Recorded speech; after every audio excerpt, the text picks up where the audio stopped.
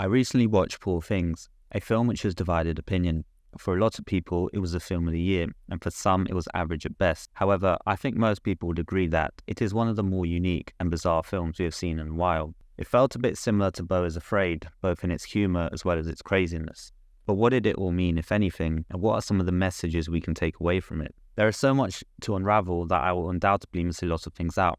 However, I want to talk about some of the broader themes that I noticed in this film. The story is told through the eyes of Bella Baxter, whose freedom is constantly restricted by the various male characters in the film, the first of these characters being Godwin Baxter, her adopted father/creator. Godwin is an interesting character. He refuses to let Bella out of the house and shows her minimal affection. He believes that feelings get in the way of science, and he uses logic to further his experiment. He may appear to be cold and maybe even heartless at first, but we soon learn about the things he had to endure during his upbringing and how harsh his own father was to him. We see his attitude is based on strong values, which he believes will progress his scientific work. He is not an evil tyrant. He says his father told him, always carve with compassion, which I think summarizes him up perfectly. Although carving in this context, meaning carving humans, is a very cold and emotionless action that most people are not capable of doing, Godwin explains that you should only do this out of compassion.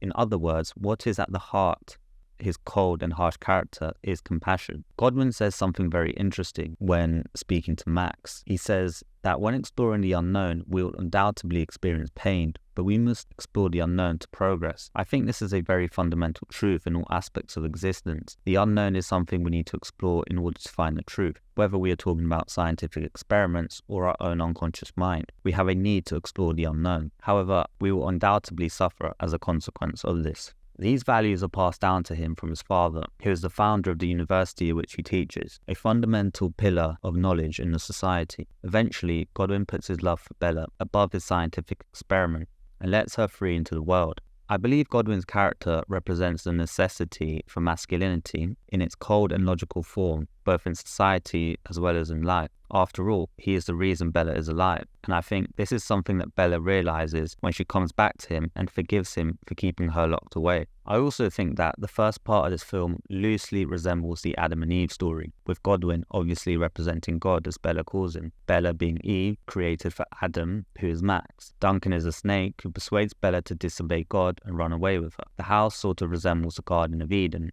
in the sense that Bella has everything she needs and is shielded from the outside world. And when Godwin lets her leave, it is as though she is being granted free will. Of course, the big difference is the fact that Max does not leave with her, the way Adam is forced to leave with Eve. I thought this was quite interesting, but I can't really expand on this much further.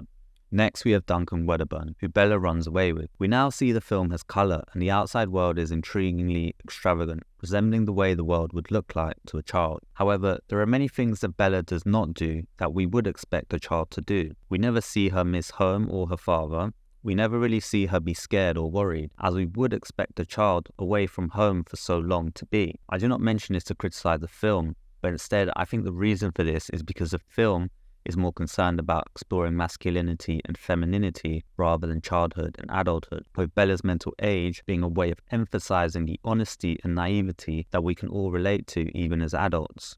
Duncan Wedderburn is many things. He is selfish, angry, controlling, jealous, and he does not see Bella for who she is. And because of this, their relationship is not healthy. Instead of helping her grow and find herself, he constantly tries to control and restrict her. Although their relationship does have some passion, the mental strain that it has on Duncan is too much for him to take, and he leaves her after finding out she has not been faithful to him. Humorously, Duncan explains that Bella has ruined him, but we see that all his pain is self-inflicted, as he has been blinded by his own jealousy and selfishness. Personally, I thought Duncan was a very good character in the way he illustrated how evil characteristics ultimately end up destroying the individual who has them. Next, we see Bella begin to work in a brothel. Considering her past, with her dad Godwin showing her minimal affection and locking her up indoors, and then Duncan taking advantage of her further, we may not be surprised that Bella has ended up in a brothel. We would expect someone with the kind of upbringing she has had to be in desperate need of some real love and a feeling of being wanted, something that a brothel would be quick to exploit. However, the film does not portray this part of Bella's life in this way, but rather her time at the brothel was a mere small period of exploration, and she was able to leave when she got bored with no problems. I don't think the film portrays prostitution accurately in this way. None of the mental struggles and exploitation that is a reality in most brothels was shown. Eventually, Max sets out to find Bella and bring her home. He does this because Godwin has instructed him as he is slowly dying.